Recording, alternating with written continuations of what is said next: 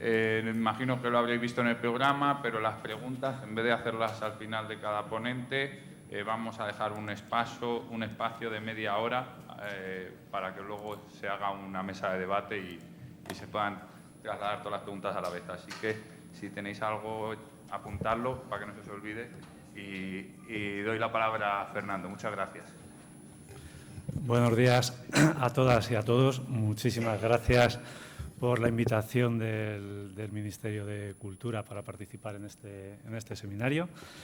Y para mí es un auténtico placer pues, poner en conocimiento de aquellos que no conozcáis o de aquellos que no conozcan, lo que es el concepto de One Health. Voy a intentar desarrollarlo durante esta media hora. Voy a intentar también reducirlo en el tiempo porque es un concepto bastante amplio.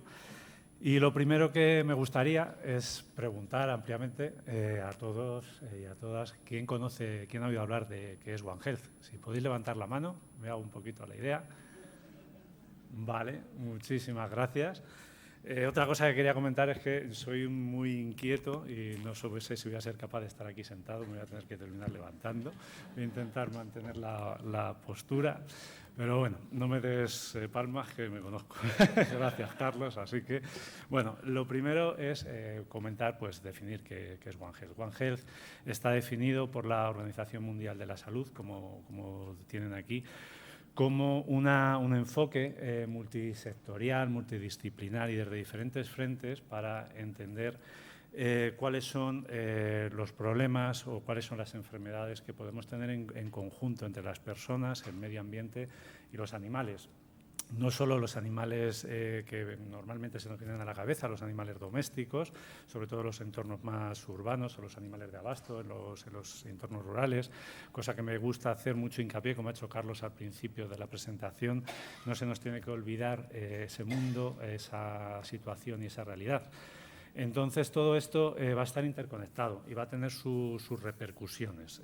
Yo hoy me ha tocado hablar de una cosa que me encanta, como digo, que es el tema de One Health y de la salud. Entonces, un poco de historia, podríamos decir que hay muchos enfoques, pero desde el punto de vista de lo que más nos va a afectar, que es más nos va a afectar en cuanto al tema de mi presentación, es el tema de las enfermedades. Entonces, la primera persona que definió el concepto de zoonosis quiere decir, aunque ya creo que con el tema del COVID todo lo tenemos un poco claro, son ciertas enfermedades que se pueden transmitir de los animales a las personas.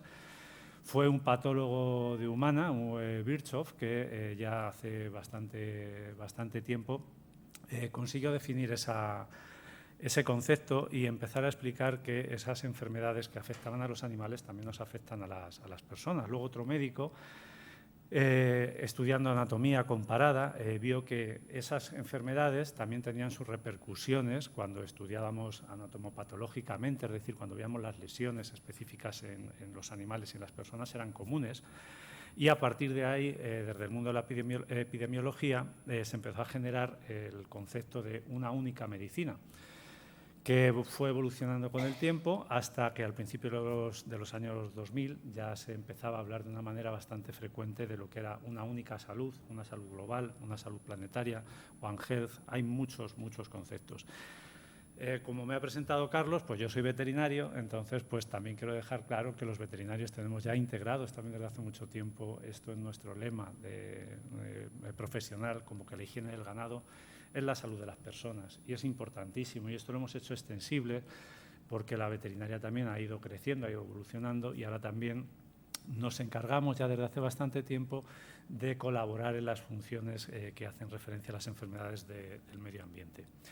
Aquí sería un esquema, hay miles de esquemas si buscamos en Internet One Health, de cómo podemos integrar estas profesiones, estas situaciones y todos estos conceptos en lo que sería en un organigrama.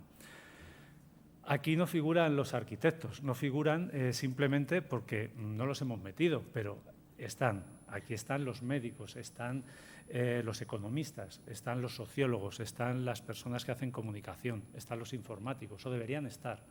Y cada vez más se van sumando todos estos actores a este concepto en el que todos vamos a querer proteger precisamente nuestra salud. Y nuestra salud, insisto, no es nuestra solo, nuestra salud es compartida. Y esa salud tan compartida la tenemos que enfocar desde todos los puntos de vista. Y hoy nos toca hablar de arquitectura, tema precioso, pero que desconozco mucho, y de lo poquito que sé es de lo que más me van transmitiendo mis compañeros que trabajan precisamente en restaurar o en colaborar en las restauraciones de muchos edificios, de muchas iglesias, en muchos entornos urbanos, periurbanos o también rurales, en el que vamos a hacer actuaciones, en las que Grefa va a hacer actuaciones. Perdón, no sé por qué se está volviendo para atrás constantemente. Vale, aquí. Vamos a hacer actuaciones precisamente para poder mejorar esta salud común. Todo esto hay que ponerlo en un contexto de cambio climático, en un contexto en el que la población, como ha comentado mi compañero en la primera ponencia, está aumentando de una manera no sé si desproporcionada o no, pero por lo menos muy significativa, en un contexto que por ese precisamente incremento de la población estamos haciendo un uso, para mi gusto, excesivo de ciertos recursos, pero es lo que estamos haciendo, estamos destruyendo ciertos territorios, estamos deforestando ciertas zonas, estamos cambiando el uso de los suelos, estamos globalizando, está todo el mundo globalizado o mundializado, como también se comenta, en el que tanto la flora, la fauna, las enfermedades van a ir pasando de un sitio a otro a una velocidad inusitada y que nunca habíamos tenido previamente. Esto va a dar problemas también de seguridad alimenticia. Estamos asistiendo, como ya ha informado WWF, yo era conocido, pero en su último informe, en el 2024, una extinción masiva en el que, como pueden ver aquí, los vertebrados en los últimos 50 años casi han desaparecido en un 75% muchas de sus poblaciones, y estamos en una situación de emergencia en cuanto a la emergencia y la aparición de enfermedades reemergentes, es decir, enfermedades que parecía que ya no estaban ahí y que vuelven a aparecer, que la gran mayoría de ellas van a ser zoonóticas o son zoonóticas, es decir, se nos pueden transmitir a las personas. Y tenemos que intentar entender principalmente que cuando más nos vamos a poder ver afectados es precisamente en una interfase en concreto, es decir, donde se van a tocar las personas con los animales, tanto del entorno urbano como rural, con el medio ambiente. Esa interfase es de la que quiero hablar hoy y de la que vamos a hacer un poquito, o voy a intentar hacer un poquito más de hincapié en los trabajos que realizamos en Grefa en el día a día. Esto sería una imagen, es una imagen que he hecho con realidad virtual. Podría haberla cogido con inteligencia artificial, perdón, podría haberla cogido de una ciudad al uso, de un sitio ideal, pero realmente es difícil encontrar sitios pues, con un entorno tan privilegiado en el que podamos ver gran fauna, podamos ver los edificios en estas condiciones, parques y demás. Para nosotros, lo primero, definir esa fauna, esa biodiversidad urbana. Grefa tiene un lema que es generar biodiversidad y es nuestra máxima y es lo que intentamos hacer en todos nuestros proyectos. Y en la biodiversidad urbana no son solo los animales, también son los vegetales, los agentes microbianos, o van a ser los insectos, van a ser todo lo que tenemos en ese entorno en el que nos vamos a desenvolver también las personas. Y vamos a intentar hacer una integración directamente que sea sostenible, que haga esa ciudad más resiliente a esas enfermedades o a esos problemas y que hagan un entorno más favorable para el desarrollo cultural, social y personal de las personas, de la gente que estamos en esos entornos.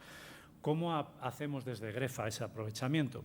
Pues ese aprovechamiento lo vamos a realizar desde un centro de recuperación. No me he extendido demasiado porque pensaba realmente que mi compañero en la presentación anterior iba a hacer un poquito más de hincapié en el que es el Centro de Recuperación de Fauna Silvestre de Grefa, pero es un centro para que los que no lo conozcáis, que por cierto aprovecho para invitaros a todos y a todas los que estéis aquí a que lo conozcáis, es un centro que lo podríamos asemejar a un hospital, donde vamos a ingresar en torno a 7.000 pacientes de manera anual y en el que va a haber muchas especies que se desarrollan en entornos urbanos. También vamos a ingresar, y son especies prioritarias para nosotros, como el buitre negro, el cernícalo primilla, el águila imperial, el águila de Bonelli.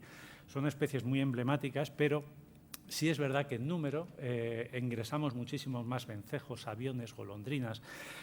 También en Grefa hacemos cría en cautividad, es decir, vamos a criar ejemplares para devolverlos a su medio natural y reforzar poblaciones que de otra manera podrían verse amenazadas, como por ejemplo la lechuza, no solo el Cernica loprimilla, sino otras especies que están en nuestros entornos más cercanos. Vamos a aprovechar para hacer detección de delitos ambientales, como ha contado el ponente anterior. Nosotros vamos a hacer detectar muchas veces delitos ambientales en una sala de necropsia, donde vamos a estudiar si esos animales han muerto y de qué han muerto, y también a detectar enfermedades que van a aparecer en el medio natural. Y todo esto lo vamos a hacer, como os digo, desde un centro de recuperación en el que nos van a llegar estos ejemplares de manera, digamos, pasiva o de manera activa. Muchas veces nosotros salimos a hacer actuaciones en las edificaciones donde se preparan, donde se hacen en silos, por ejemplo, como ha comentado mi compañero, o en nuevas edificaciones o en iglesias y en ciertas zonas donde se están acometiendo lugares nuevos para que haya nueva fauna. Nosotros podemos actuar y ver qué es lo que está pasando con esos animales. A lo mejor lo más fácil es poner unos ejemplos de ciertas enfermedades que son, por desgracia, cada vez más comunes. Algunas de ellas no estaban presentes en nuestro territorio, como por ejemplo la fiebre del Nilo occidental, donde, para los que no lo conozcan, se trata de una enfermedad que produce encefalitis y produce problemas muy serios a las personas, también a los caballos, y que es una enfermedad que se transmite de manera accidental, podríamos decir, o de manera más puntual a las personas. Es decir, lo que sería el ciclo enzootico de esta enfermedad es relativo principalmente a las aves, pero ese mosquito que transmite esa enfermedad entre las aves también puede hacer que llegue a las personas y a animales domésticos. ¿Cómo podemos colaborar? ¿Cómo podemos hacer desde el entorno del patrimonio arquitectónico que tenemos?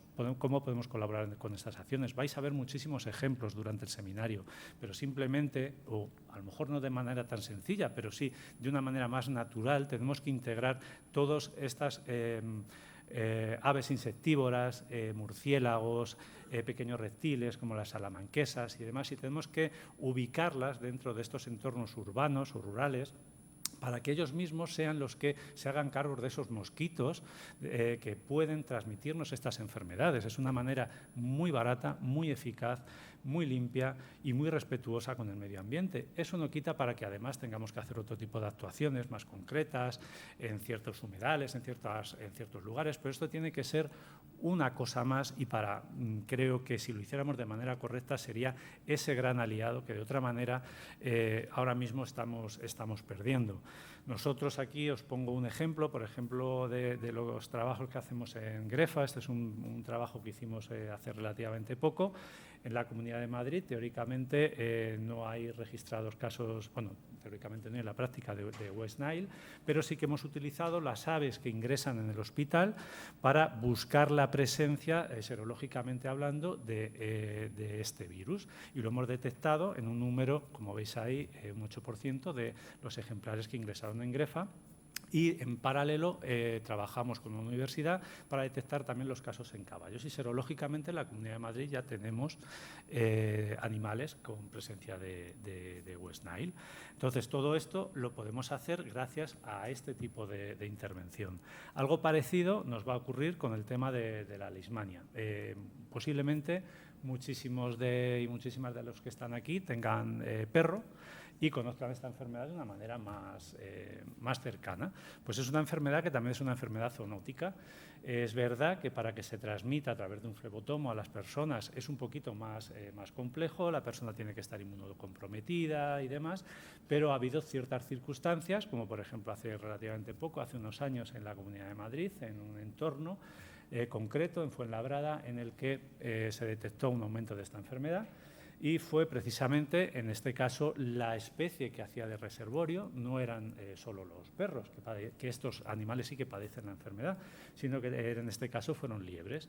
Entonces, mediante el estudio de estos ejemplares y mediante aplicación en el terreno mismo de ciertas medidas, se ha conseguido controlar de una manera digamos, más amigable esta enfermedad. Es una enfermedad que, como digo, puede provocar problemas y provocó, en ese caso, problemas sanitarios en las personas en este entorno.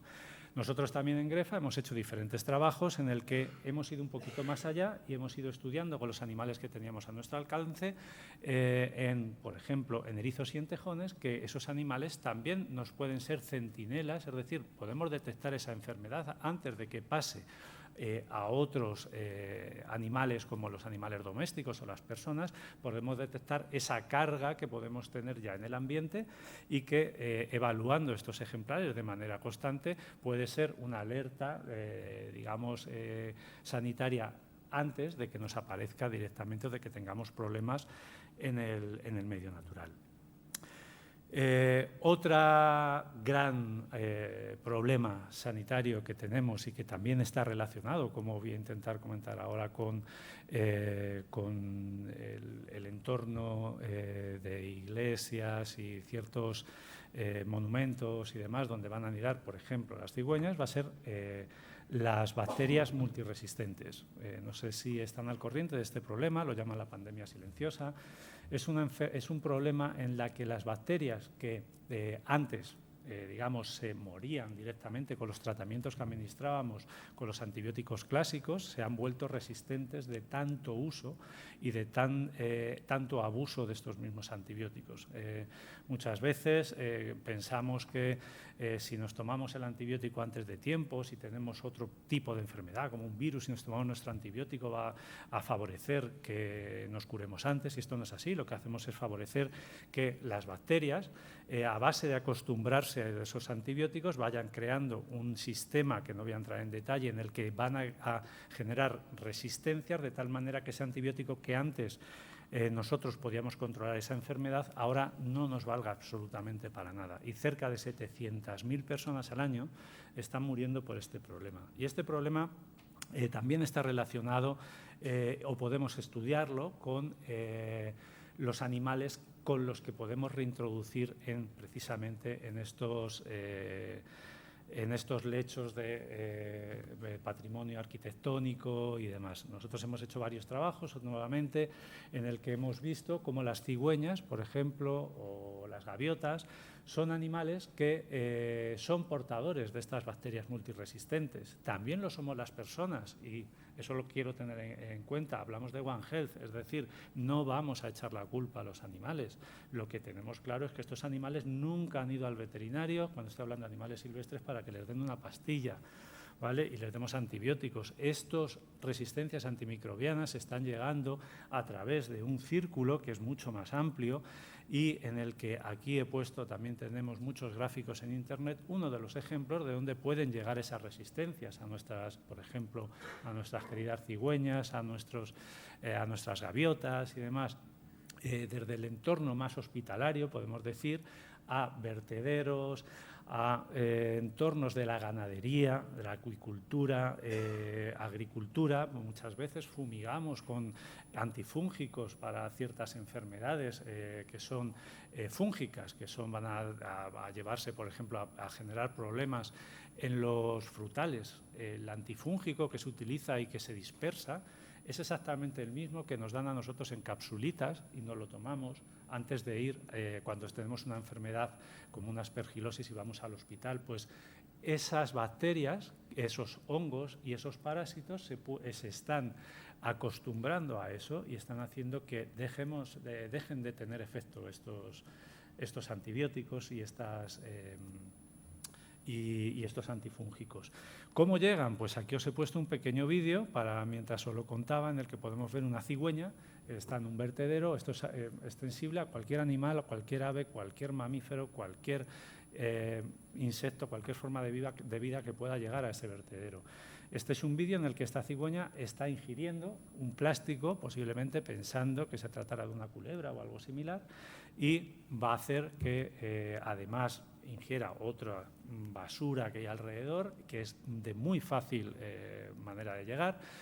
Podríamos equipararlo a lo que serían los McDonald's, con todo el cariño y todo el respeto, en cuanto a las personas, comida fácil, comida asequible, y por eso ni migro, me quedo aquí, cambio climático. Hay un montón de situaciones que hace que estos vertederos se estén convirtiendo en un sitio idóneo para que muchas especies se mantengan. Nosotros en GREFA, desde un grupo de trabajo, una especie de consorcio, que llamamos de medicina a la conservación de animales silvestres, estamos trabajando en detectar un montón de problemas medioambientales, como la detección de microplásticos. Una compañera vendrá el último día a hablaros precisamente de este tema, en el que estamos detectando estos microplásticos en aves, tanto urbanas como rurales, como los vencejos, las golondrinas y demás. Estamos detectando residuos medicamentosos, plaguicidas, rodenticidas, que podríamos evitar su uso simplemente teniendo los rodenticidas se utilizan para el control de roedores, ratas, ratones, y simplemente con la presencia en muchas ocasiones o con la ayuda de las lechuzas, mochuelos y con otras especies, cernícalos, podríamos controlar de una manera más sencilla y sobre todo menos peligrosa para el medio ambiente y menos peligrosa para las personas también. La biodiversidad, en definitiva, lo podemos utilizar como un escudo sanitario, es decir, podemos prevenir esa transmisión de esas zoonosis, podemos evitar el uso abusivo de ciertos medicamentos, podemos hacer un control natural de los vectores. Fomentando la biodiversidad en el entorno urbano, también podemos favorecer ese efecto de dilución para que no haya un contacto directo entre el patógeno que no era de nuestra especie o que no nos debería afectar y que nos llega tan directamente, además de, lógicamente, un abordaje, una mejora, perdón, de la salud mental, que eso hay multitud de trabajos que lo corroboran. Una de las soluciones o parte de la solución las tienen ustedes en sus manos, que es el abordaje de estas soluciones arquitectónicas. Podemos mejorar esos microhábitats, podemos promover diseños compatibles en las edificaciones, en las restauraciones, cada vez que hacemos cambios en el patrimonio arquitectónico, podemos promover la conservación de estos nidos, de estos resguardos, de estos escondites para nuestras salamanquesas, para nuestros cernícalos, para nuestras lechuzas, para los vencejos, como comentábamos antes. Tenemos que intentar planificar esas reformas como se están haciendo y esas nuevas edificaciones, teniendo en cuenta la idiosincrasia de cada especie que está en ese entorno urbano. No he comentado antes, se me olvidó decirlo, pero muchas de las especies, si no en frecuencia del número de especies, que me parece que representa el 10% de las especies totales de aves que tenemos en la península ibérica, pues del 10% de esas especies están en el territorio urbano o periurbano, pero el número es muy, muy importante y muchas de ellas las hemos hecho dependientes de nuestras edificaciones y de nuestras infraestructuras. Entonces, es muy importante que tengamos en cuenta su fenología, que tengamos en cuenta cómo se va a desarrollar, de cuáles son sus hábitos reproductivos, sus hábitos alimentarios, y que de esta manera podamos facilitarles que cuando hagamos una actuación en estos entornos podamos ya no solo por esa especie, sino incluso por egoísmo, que para nuestra propia salud podamos tener en cuenta que esos ejemplares nos van a ayudar, estas especies nos van a ayudar. Es una oportunidad única también la que tenemos de integrar ese concepto de One Health y que de los arquitectos, urbanistas, todos los que estáis más relacionados con el mundo del patrimonio cultural, del patrimonio arquitectónico, os integréis en lo que debería ser o lo que tiene que ser por necesidad un nuevo concepto de salud, un nuevo concepto de entender cómo nos tenemos que cuidar nosotros mismos, que va a ser cuidándonos nosotros, cuidando al entorno y cuidando a las especies con las que estamos trabajando y con las que nos rodean.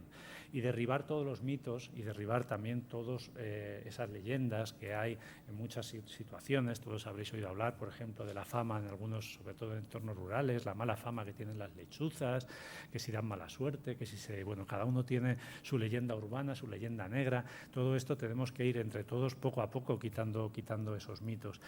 Y como comentaba mi compañero también, tenemos que ver los beneficios, pero no solo a corto plazo, que en muchas ocasiones ese beneficio, ese cortoplacismo es lo que nos limita o lo que nos condiciona. Las actuaciones a veces, por desgracia, no siempre van a ser técnicas, a veces también son políticas, y esa parte política la tenemos que intentar llevar a nuestro terreno y tenemos que intentar enseñarles cómo el beneficio a corto plazo que van a haber simplemente con la presencia de estos animales en nuestro entorno, como a medio plazo con la mejora sanitaria, con la mejora o la bajada de ciertas enfermedades que se pueden transmitir entre animales y personas, y con mucho más a largo plazo, que a lo mejor es más difícil de vender, pero que es en lo que nosotros tenemos que tener como técnicos puesta también la cabeza, tenemos que conseguir intentar que todos los actores de que tenemos que estar implicados en este trabajo de One Health lo podamos hacer efectivo. Por último, siempre está bien, yo creo, llevarnos un resumen de algunos mensajes. Desde mi punto de vista, lo más importante es que tenemos que intentar incluir, por lo menos si alguno de vosotras o de vosotros incluye a partir de ahora el tema de esa One Health, una única salud, el que todo está interconectado y que todos tenemos nuestra parcela, tanto de responsabilidad como de arrimar el hombro a la hora de poder mejorar esta situación, yo me doy por satisfecho, desde luego. Que además la biodiversidad y el patrimonio arquitectónico, desde luego, es una manera de protegernos a nosotros mismos, ya no solo a nuestras especies, que además están catalogadas, están protegidas, tenemos la obligación de tener que atenderlas y de tener que defenderlas. Pero vuelvo a insistir, aunque ya solo sea desde el punto de vista más egoísta, nos van a ayudar, nos van a facilitar que tengamos menos enfermedades, que vivamos en un entorno mucho más amigable y que, como digo, la salud del ecosistema en general, la salud del ecosistema urbano, periurbano o rural también es salud pública. La salud no se hace solo en el ambulatorio y en el hospital, la salud se hace en el medio natural, la salud se hace en todos los entornos, y eso es una parte que yo creo que nos debería dejar un poquito pensativos y deberíamos empezar a integrar.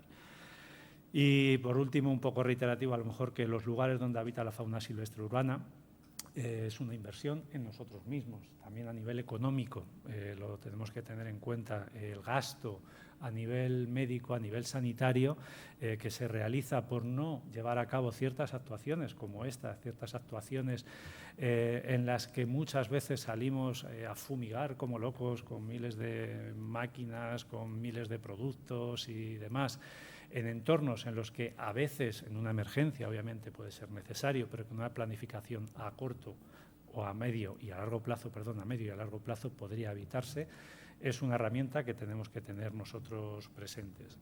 Quiero agradecer muy especialmente a todos los voluntarios que colaboran con nosotros en el día a día. GREFA es una ONG, llevamos muchos años trabajando, más de 40 años, como decía el secretario general de GREFA, pero desde el principio GREFA ha trabajado y va a seguir trabajando con voluntarios, y para nosotros es imprescindible esa labor. Os animo a todos a que participéis en la medida de lo posible también a esa labor de voluntariado, y a todos los trabajadores, compañeros que están aquí, algunos de ellos, socios, padrinos y empresas.